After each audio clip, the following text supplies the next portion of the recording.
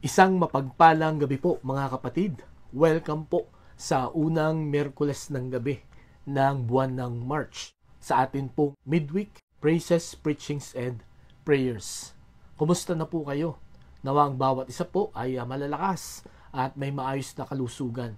Patuloy nating ipanalangin ang atin pong panahon sapagkat mukhang pumapasok na po ang summer. At ang summer pong ito ay talagang napakainit sapagkat nakita po natin nung ilang araw na sobrang taas ng atin pong heat index at kung mahina po ang ating resistensya or hindi tayo mag-iingat ay magkakaroon tayo ng karamdaman. Kaya panalangin po natin ang bawat isa at sundin po natin yung mga dapat nating gawin para maalagaan ang atin pong mga katawan sa matinding init na atin pong nararanasan at mararanasan pa sa mga susunod na mga araw at linggo. Kaya lagi po tayong uminom ng tubig para manatili pong maayos at tama ang temperatura ng atin pong mga katawan.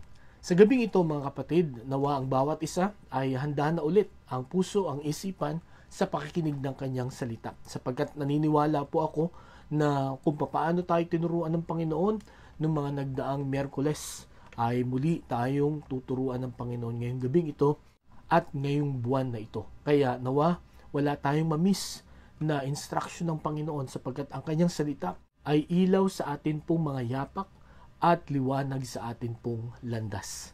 Kaya buksan na po natin atin pong mga Bibles sa Philippians chapter 4 verse 8. Philippians chapter 4 verse 8, ang sabi po dito, "Finally, brothers, whatever is true, whatever is noble, whatever is right, whatever is pure, whatever is lovely, whatever is admirable, if anything is excellent or praiseworthy, think about such things." Pagpalain po ng Panginoon ang pagkabasa ng kanyang salita. Tayo po'y manalangin. Lord, salamat po ulit sa gabing ito. Salamat sa bawat isa. Salamat po sa pagkakataon na inyo pong ipinagkakaloob parati sa amin para pag-aralan ang inyo pong salita. Dalahin ko po na ikaw ang magbigay ng makalangit na pagnanais at pagkauhaw na amin pong malaman, maunawaan at maisagawa ang inyo pong salita na mahayag ngayon pong gabi. Tulungan mo inyong lingkod na may bahagi niya ito ng maayos, maliwanag at may kapangyarihan. Sapagat lahat ng ito'y dalangin namin sa pangalan ni Jesus. Amen. Sa darating pong huling linggo ng Marso ay mas lalo pong titindi ang traffic dito po sa EDSA. Alam niyo po ba kung bakit? Sapagkat ayon po sa DPWH, NCR, ay magkakaroon po ng rehabilitation ang buong EDSA sapagkat matagal na daw po itong hindi maayos at kailangang ayusin. At ang una na kanilang isasara para ayusin ay yung EDSA bus lane. So ano po ang ibig sabihin nun at paano ito magiging dagdag sa traffic? Sapagkat yung mga bus na dumadaan dito po sa bus lane ay hahalo na sa mga private vehicles.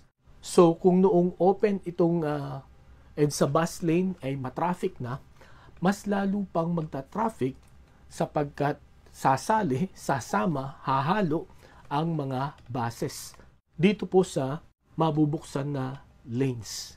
At hopefully, ayon po sa DPWH, ay matapos ito hanggang next year na sapagkat inihahanda po ang daan na ito sa ASEAN meeting next year na kung saan marami pong mga dignitaries sa iba't ibang bansa ang pupunta sa atin. So, nawa makaisip ng mas maayos na paraan para makontrol maayos ang traffic dito po sa EDSA by the time na sinimula na po itong rehabilitation ng EDSA. And tandaan po natin, yan lang ang pauna. Isasara yung bus lane. So pag naayos na yung bus lane, yung sunod naman na lane, ang isasara at aayusin. Kaya walang katapusang traffic ang mangyayari po. Kaya pag-pray po natin na habaan ng Panginoon ang atin pong pasensya. Wag agad iinit ang atin pong mga ulo. At yun nga po, nawa ay makagawa ng paraan ang ating pong gobyerno para maisaayos ang traffic po dito. Mga kapatid, ngayong gabi, hindi lamang po daan ang kailangan ng rehabilitation or reconstruction. maging ang atin din pong buhay. Hindi porket tinanggap na natin si Jesus bilang sarili nating tagapagligtas, tayo po ay perfect na, no? Tayo po ay mabuting tao na agad, mabait na tao na agad, no po? Hindi po, no?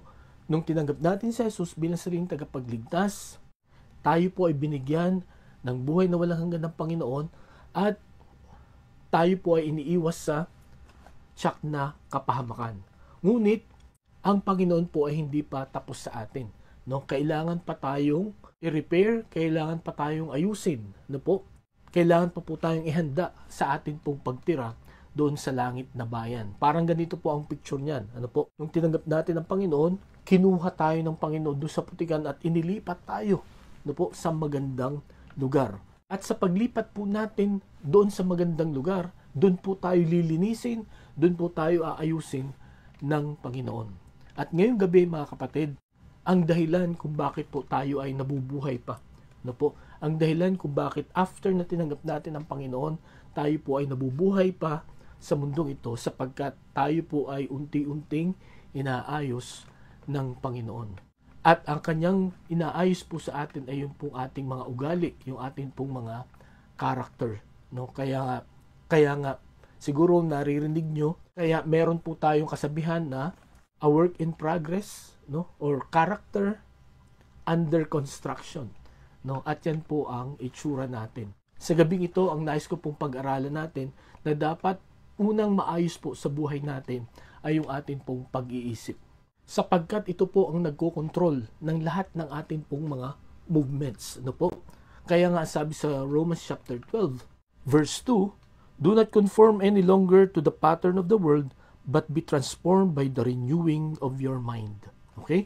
So, para matigil na yung pagsang-ayon natin, no, sa mundong ito, kailangan magbago na tayo sa pamamagitan ng pag-aayos, no, pagbabago ng ating pong isip. Sapagkat kung ano yung inisip natin, yan po ang ating pong gagawin. Kaya kung tama ang ating iniisip, sigurado tama din yung ating gagawin. Pero kung mali ang ating iniisip, mali din po ang ating gagawin. No po? Kaya po madalas sa ating pong buhay, tayo po ay nagkakamali, tayo napapahamak, sapagkat yan po ay nagmumula sa ating pong isipan. Yan po ang naging damage ng kasalanan sa ating pong buhay. Tayo po ay gumagawa, no? Tayo po ay nagsasalita, tayo po ay nag-iisip ng mali. Salamat sa Diyos sapagkat nung iniligtas niya tayo, no, buhat sa ating mga kasalanan, tayo po ay kanyang aayusin. At ang una na kailangang maayos po sa atin ay yung ating pong mga isipan. Kaya pinamagatan ko po ang ating pong mensahe, control your mind. No, control your mind. Inyo po bang napapamahalaan o napipigilan, no po, ang inyo pong mga isipan? Kung halimbawang kayo ay nag-iisip na ng masama, no, paano nyo ito pinipigilan? Or kung kayo po ay nag-iisip ng mabuti, paano po natin ito ipinapakita? Ngayong gabi mga kapatid, sa atin pong pag-aaralan, makikita po natin na itinuro ng Panginoon sa atin kung ano yung tama, yung paraan ng pagkontrol ng ating pong isipan. Sapagkat, gaya ng sabi ko kanina, pagka mali ang lagi nating iniisip, sigurado yung ating ginagawa, yung ating pong buhay ay mali din. At pagka lagi tayong nagkakamali, tayo po ay mapapahamak. So, ang salita po na ating pag-aaralan ngayong gabing ito ay kung papaano natin maaayos ang takbo ng ating pong mga isipan. Kung babalikan po natin, ito pong aklat ng Pilipos, ito po ay katulad po ng pinag-aralan natin noon, ang aklat po ng Philippians ay sinulat ni Apostol Pablo nung nakakulong po siya sa Rome. Meron po siyang 4 na aklat na sinulat. Yung Ephesians, Philippians, Colossians at saka yung Philemon. Ito pong Philippians ay sinulat niya una para magpasalamat sa support na laging ipinagkakaloob ng mga Philippian believers sa kanya. Simula nung sila ay magkakilala, no, at malaman ng mga Philippian believers na nangangaral ng salita ng Diyos itong si Pablo. Hindi na sila tumigil na mag-support kay Pablo. At ang pangalawa na dahilan bakit niya sinulat ito, sapagkat dito po sa chapter 4 verse 2, ang sabi dito, I plead with Euodia and I plead with Syntyche to agree with each other in the Lord. Verse 3, yes, and I ask you, loyal yokefellow, help these women who have contended at my side in the cause of the gospel, along with Clement and the rest of my fellow workers whose names are in the book of life. Para pagkasunduin itong dalawang babae na leaders na kasama ni Pablo before sa paglilingkod. Hindi dito sinabi kung ano ang kanilang naging problema. Marahil meron silang hindi pagkakaunawaan.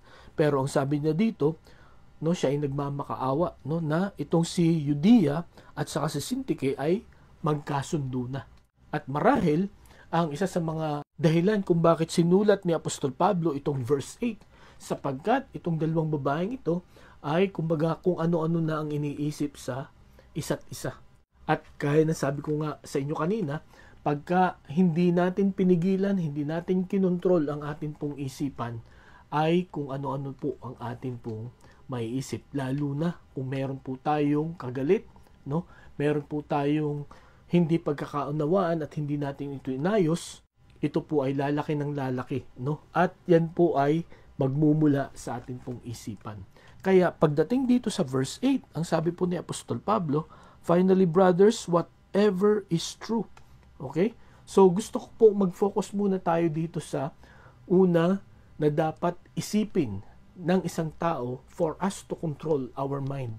Meron po siyang 6 na ibinigay na dapat nating isipin para maging maayos, para maging tama ang nilalaman ng ating pong utak o ng ating pong isip, na kung tama po ang nilalaman ng ating pong isipan, ay sigurado na tama din ang ating gagawin, ang ating pong kilos at paraan ng ating pong pamumuhay. So pansinin niyo yung salitang whatever is true. So ang una na paraan para makontrol natin ang ating isip, dapat ang ipasok lang natin sa ating mga isipan ay kung ano ang katotohanan. No? Yun ang sabi ni Apostol Pablo dito. So paano ba natin malalaman ang katotohanan, ang truth, no? Sa dami po ng mga fake news ngayong kumakalat, lalo na sa panahon natin, sa mga social media, sa ating po mga cellphones, no? Pagka hindi po natin alam ang totoo, ay tayo po ay laging madadaya, no? So meron po tayong 3 na kapahayagan tungkol po sa katotohanan, no? Lalo na sa katotohanan na tinutukoy dito ni Apostol Pablo na dapat maging laman ng ating pong isipan para makontrol natin ito. Ang una, dapat nating malaman about the truth is the primary source of the truth, no? The primary source of the truth, ang tanging pinanggagalingan, pinagmumulan ng katotohanan. Na itong katotohanan ito ang dapat nating ipasok sa ating pong mga isipan. Ang sabi po sa Psalm 119, 160, ang sabi po ni Haring David, all your words are true, all your righteous laws are eternal. So, ang lahat daw ng salita ng Diyos ay totoo. Ano po? At ang kanyang matuwid na mga batas ay pangwalang hanggan. No? Kumbaga, hindi ito magiging obsolete or hindi ito ma-amend, no? Or hindi ito mapapalitan o mababago, sapagkat yung utos ng Panginoon, yung salita ng Diyos, no, yun ay mananatili at yun ay applicable kahit anong panahon, at hindi mababawasan, hindi madadagdagan ang katotohanan nito. Okay? So kung ano ang sinabi ng Panginoon, yun ang absolute truth.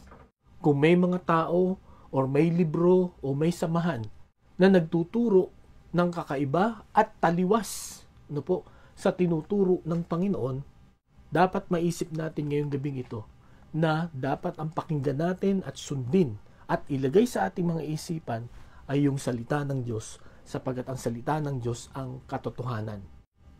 At ito ang tanging pinagmumulan ng katotohanan. Kaya ngayong gabi mga kapatid, kung sakaling ang dami ng informations, no, na atin pong nababasa at nakikita about certain matters No, kung hindi na natin alam kung ano ba talaga ang totoo o hindi, let's go back to God's Word. Sapagkat ang sabi po ni Haring David, lahat ng salita ng Diyos ay totoo.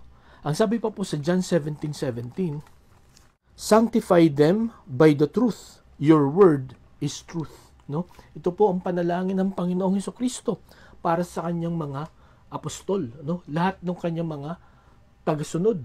No? Linisin mo sila ng katotohanan.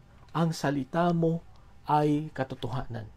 Okay? So makikita po natin dito na napakahalaga na alam po natin ang salita ng Diyos sapagkat yun po ang totoo. Mga kapatid, sa dami ng mga mangangaral ngayon, sa dami ng mga leaders ngayon, nangunguna lalo tigit sa mga pananampalataya at sa dami ng mga taong sumusunod sa kanila, kahit iba-iba, no? Or madalas, hindi na natin alam kung sino ba ang nangangaral ng tama, sino ba ang dapat sundin. Sapagkat itong mga maraming mga leaders na ito, bagamat salita ng Diyos ang kanilang pinapangaral, magkakasalungat sila at nagsisiraan pa sila. Di po ba?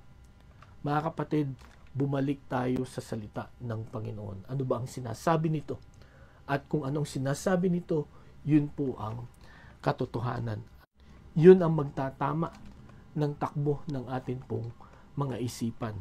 At ang sabi pa po sa Titus chapter 1 verse 2, a faith and knowledge resting on the hope of eternal life, which God, who does not lie, promised before the beginning of time. Okay? Ang sabi dito, no, ang Panginoon nangako siya ng eternal life. Ano po? Pagka tayo po ay sumampalataya sa Kanya. At ipinangako niya ito before, ano sabi dito? Before the beginning of time. At ang Panginoon, hindi siya magsisinungaling. Kaya lahat ng sinabi ng Panginoon buhat sa kanyang salita. Ito po ay totoo, pwede nating panghawakan. Ano po? At ito po ang pwede nating panuntunan, prinsipyo sa atin pong buhay. Anything, no, any teaching na salungat po dito, yun po ay mali. No? At pagka yun po ang sinunod natin, no po, yung mga bagay na yun, lalo na pagka ito'y taliwas sa salita ng Diyos, mapapahamak tayo, mga kapatid. No po? Kahapon po, merong isang balita na narinig ako. Ano po? Isang estudyante ng criminology ay gumawa ng krimen. Diba? Napaka-ironic. Ang kaso ng estudyanteng ito, nahulihan siya ng 1 kilo na shabu, no? Na nagkakahalaga ng 6 million pesos. At nung siya itinanong, no, bakit niya dala-dala ito? Ang sabi ng estudyante, pinadala lang sa akin yan, no? Nung kumausap sa akin at babayaran ako ng 5,000. Ang sabi ng pulis, hindi ka ba nagtaka na yung paper bag na yan na dala mo, babayaran ka ng 5,000 pesos? Dalhin mo lang yung paper bag na yan. Hindi ka ba nagtaka kung ano ang laman yan? Alam niyo po, sabi ng estudyante na yon, hindi ko na inisip yun sapagkat may tiwala ako dun sa nagsabi sa akin at napakaganda ng kanyang pagkakasabi. No? Sa palagay ko, hindi ka na nga mag-iisip nun, bibigyan ka ng 5,000 eh. Pero yun nga, nadaya siya sa madalit sabi. At yun po ang mangyayari po sa atin. Ano? When we do not know the truth, lagi tayong madadaya. At pagka tayo po ay nagpadaya, no, dahil hindi natin alam ang truth, tayo po ay mapapahamak. Kaya ngayong gabi, mga kapatid, napakahalaga na pag-aralan po natin lagi ang salita ng Diyos sapagkat in His Word. At kung tayo po ay exposed sa truth, no, anumang kasinungalingan, anumang iba na katuruan, makikita po agad natin yun. No? Malalaman po agad natin na yun ay taliwas, na yun po ay mali. At nawa pag nakita po natin yun, wag natin pong sundin yun, wag na po nating entertainin. No? Nawa ay mag-focus lang po tayo sa salita ng Panginoon, which is the truth. So, para makontrol natin na atin pong mga isip, ano, lalo na sa mga masasama na mga bagay, we need to go to the primary source of truth, no, which is God and His Word. At pagka ang atin pong isipan, no po, ay punong-puno ng katotohanan, ang atin pong salita ang atin pong kilos, ang atin pong paraan ng pamumuhay ay naaayon sa ating pong Panginoon at ang pamumuhay po natin ay naaayon lamang sa katotohanan. Okay po, so yun ang una na makikita natin na information about this truth, no po, para makontrol natin ang ating pong mga isipan. Ang una, the primary source of truth, and second, the present availability of this truth, no? Salamat sa Diyos sapagkat nabuhay tayo sa panahong ito. Hindi tayo nabuhay noong panahon pa ni Moses, no, or nung panahon pa ng Old Testament, sapagkat ang Biblia po noon, ang salita ng Diyos ay nakascroll, no, katulad po nito, no? At wala po at hindi po ito divided ng chapters, ng verses, no? So pag nagbasa ka po noon ng Bible, isang diretso 'yon, no? Ang haba. Pero salamat sa Diyos sapagkat sa pag-advance ng technology, no, sa pag-unlad ng ating pong lahi, ang katotohanan ng salita ng Diyos ay nananatili at ito po ay mas naging accessible sa atin pong lahat ngayon. No po, ang sabi nila ayon po sa research, ang Biblia ang may pinakamahal na presyo, no, pagka ito bibilhin mo sa bookstore. At ito rin po ang may pinakamura sapagkat makakakuha ka ng libre na Bible. Ano po? Ito rin po ay sumasabay sa advancement ng ating pong technology. Ano po? Makikita na rin po natin ito sa ating pong mga cellphone. Ano po? Mag-google na rin po natin. Kung ikaw ay tinatamad magbasa, meron pong audio, no? Kung gusto mong magbasa at makinig, meron pong audio video na makikita po natin sa ating cellphone. Kaya mga kapatid, wala na tayong may dahilan, no po, na tayo po ay malinlang o madaya pa ng ating kalaban at ng kung sino pa man na mga false teachers, sapagkat ginawang available na ng Panginoon sa kapanahunan ang kanyang salita, which is the truth. Kaya ang tanong ngayong gabi, gaano natin kadalas basahin ang salita ng Diyos? Tayo po ba ay nagbibigay ng panahon, no? Tayo po ba ay gumagawa ng paraan para lagi po natin itong mabasa? Tandaan po natin para makontrol natin ang ating mga isip, no? Para ito hindi pasukan ng iba-ibang mali na katuruan, no? Para hindi magkaroon tayo ng negative thinking. Pasukan po natin itong truth, no? At yan ay ang salita ng Diyos na available kahit saan, kahit kailan mo kailangang basahin. At salamat sa Panginoon sapagkat dito tayo sa Pilipinas nabubuhay, no? Na pwede nating buksan, pag-aralan kahit saan, kahit kailan, kahit anong oras ang kanyang salita. Kaya mga kapatid, ngayon pong gabi, pakamahalin po natin ang salita ng Diyos sapagkat tunay po, napakalaki ng maitutulong po nito sa atin pong mga buhay. Ano po? Huwag po nating kaligtaan, kalimutan, no, ipagpaliban ang pagbabasa at pag-aaral ng kanyang salita. Sapagkat yan po ay binigay ng Panginoon sa atin. No, ginawa ng Panginoon na convenient ang pagbabasa ng kanyang salita for us to know the truth, para hindi po tayo maligaw, no po, para hindi tayo madaya sa kapanahunan nating ito. Sapagkat bagamat available ang truth, no, sa atin ay marami din pong available na lies, no, na mga kasinungalingan sa mundong ito. Kaya nasa sa atin po kung alin. Pero kung gusto po natin na maging maayos ang atin pong buhay, let us choose the truth, which is the Word of God, na nagtuturo ng katotohanan. Okay po? So yun po ang pangalawa na makikita po natin, no? Ang una, the primary source of truth. Second, the present availability of the truth. And then ang pangatlo at ang panghuli, the positive results of the truth, no? Pagka alam mo ang katotohanan, meron po itong positibong resulta, no? May magandang gagawin po ito sa buhay po natin. Ang una, makikita po natin sa John chapter 8 verse 31 to 32. Ang sabi po dito, to the Jews who had believed him, Jesus said, "If you hold to my teaching, you are really my disciples. Then you will know the truth, and the truth will set you free. The truth will set you free. So ang una na positibong resulta, you will experience real freedom, no? Yung totoong kalayaan ay mararanasan mo, no? Sapagkat ito pong mga religious leaders na ito na nakikinig sa Panginoong Hesukristo, sila ay nakagapos sa maling katuruan. Ang turo sa kanila, kailangan mong gawin ang utos para mapalapit ka sa Diyos, no? Gawin mo ang utos ni Moses, ay napakarami nun, no? Maaring magawa mo yun one time pero hindi mo siya ma-maintain, di po ba? Kaya ang itinuturo ng utos ni Moses noon ay walang tao na makakarating sa Diyos. Na yun po ay totoo, no? Sapagkat tayo po ay pinanganak na disobedient because of sin. Kaya dumating dito ang Panginoong Hesukristo para iligtas kayo at ako sa tiyak na kapahamakan. Sapagkat hindi natin kayang iligtas ang atin po mga sarili sa sarili nating lakas lamang o galing, no? Hindi po sapat kung ano ang meron po tayo.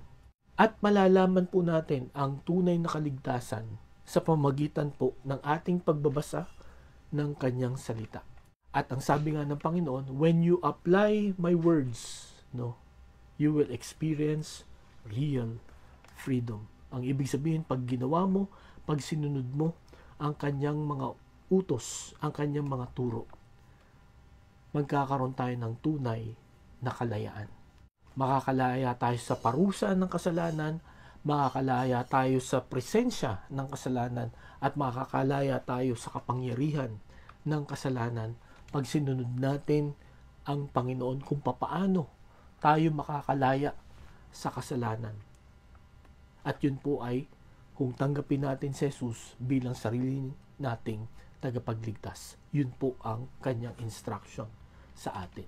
Okay po? So yun ang una na positibong resulta ng katotohanan. We will experience real freedom. Second, ang sabi sa John chapter 14 verse 6, alam niyo po yun?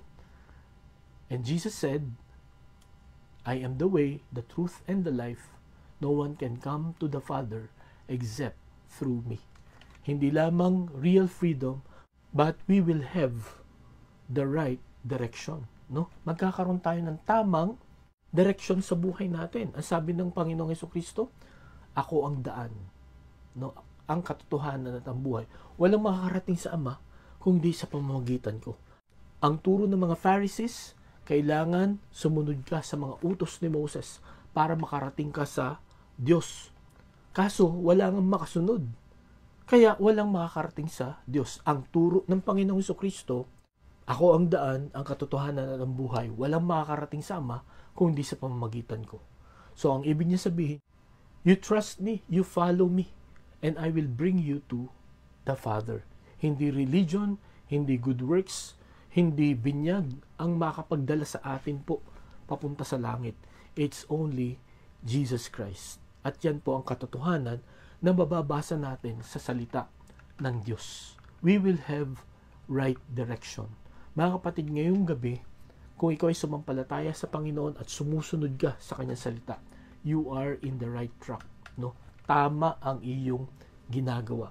Pero kung ngayong gabi, ano po, yung sarili mo lang ang sinusunod mo, wala kang ibang pinapakinggan, or ibang bagay ang iyong pinapakinggan, no?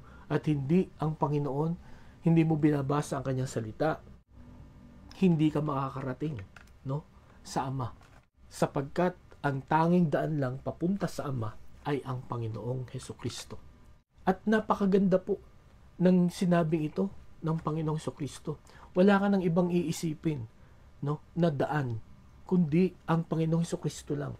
At ang Panginoon lang ang tama at dapat na daan. Huwag kayong mag-alala, hindi ka tulad ng EDSA ang Panginoon na puro traffic. Pagka dumaan ka sa Kanya, sigurado kang makakarating sa langit. Okay po? So, yun ang pangalawa na mararanasan mo na positibong resulta, no? When you know the truth, you will have the right direction. At ang panghuli na mararanasan mo, you will have a restful destination. Restful destination. Sapagkat ang sabi sa John 14, verses 1 to 3, Ang sabi ng Panginoong Hesukristo, "Do not let your hearts be troubled. Trust in God, trust also in me. In my Father's house are many rooms. If it were not so, I would have told you. I am going there to prepare a place for you. And if I go and prepare a place for you, I will come back and take you to be with me, that you also may be where I am." So makita po natin dito, no, pangako ng Panginoon, no, huwag kayong maglumihanan, sabi niya sa kanyang mga apostol, no? Kung kayo naniwala sa Diyos, maniwala din kayo sa akin. In my Father's house are many rooms, no? Sa King James are many mansions. Ang sabi niya, akit ako sa langit, ipaghahanda ko kayo ng tahanan, at pagkatapos ito, babalik ako, kukunin ko kayo upang kung nasan ako, naandun din kayo. At alam po ninyo, ang gusto niya sabihin dito, our destination will be restful. Ang ending ng buhay natin, kung tayo po ay sumusunod sa katotohanan na sinabi ng Panginoong Hesukristo, we will reach that restful place. At yun po ay ang kalangitan. At ang sabi ng Panginoon, bibigyan niya tayo ng sarili nating tahanan.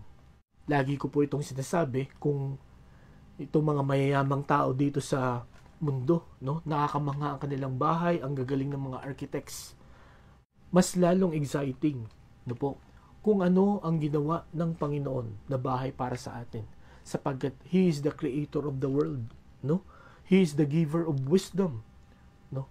Kaya napaka-exciting ng pagpunta po natin sa langit, sapagkat makikita natin doon yung ganda ng tahanan na pinagkaloob ng Panginoon sa atin. Lahat tayo na tumanggap sa Kanya. Lahat tayo na nagtiwala sa Kanya. We will have a restful destination. Mga kapatid, ito pong tatlong bagay na ito ang makikita natin nung sinabi po ni Apostol Pablo dito po sa Philippians chapter 4 verse 8, whatever is true, no? Think on these things, no? Kung ano man ang totoo, yun ang iyong pag-isipan. Yun ang ipasok mo sa iyong isip. At ang tanging pagkukunan natin ng katotohanan, no, ay ang salita ng Diyos, sapagkat ang Panginoon hindi siya nagsisinungaling. Ang sabi po ni Haring David, ang lahat ng salita ng Diyos ay totoo. Mga kapatid, makokontrol natin ang ating pong mga isipan kung ito ay pupunuin natin ng katotohanan. Katotohanan ng salita ng Diyos. Sa panahon natin na laganap ang fake news, no po, hindi na natin alam kung ano ang tama at mali, kung sino ang paniniwalaan at hindi. Salamat sa Panginoon sapagkat merong isang libro, no, na dito natin malalaman ang tunay na totoo. Yan po ay ang salita ng Diyos. At the moment na atin po itong pinag-aralan, atin pong sinunod, no, magiging ayos po ang takbo ng isip natin at magiging maayos din po ang atin pong pamumuhay.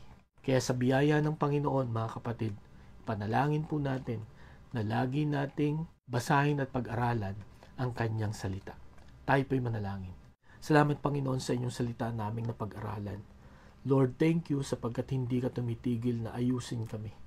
At ang una na dapat ayusin sa amin ay aming mga pag-iisip sapagkat ang laman ng amin pong isipan ay masama. Lord, tulungan mo kami na maayos po ito sa pamamagitan po ng pag-aaral namin ng inyong salita.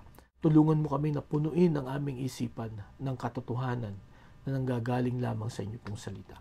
At tulungan mo po kami na wag itong pagsamahan, wag itong kalimutan at pagsawaan, kundi lalo namin itong pag-ibayuhin ang pag-aaral nito sapagkat malaki po ang maitutulong nito sa pang-araw-araw namin pong buhay. Salamat po, Panginoon, ito aming dalangin sa pangalan ni Jesus. Amen. Maraming salamat po sa inyong pakikinig. Pagpalain tayo ng Panginoon. Patuloy na mag-ingat po tayo at magandang gabi po sa bawat isa.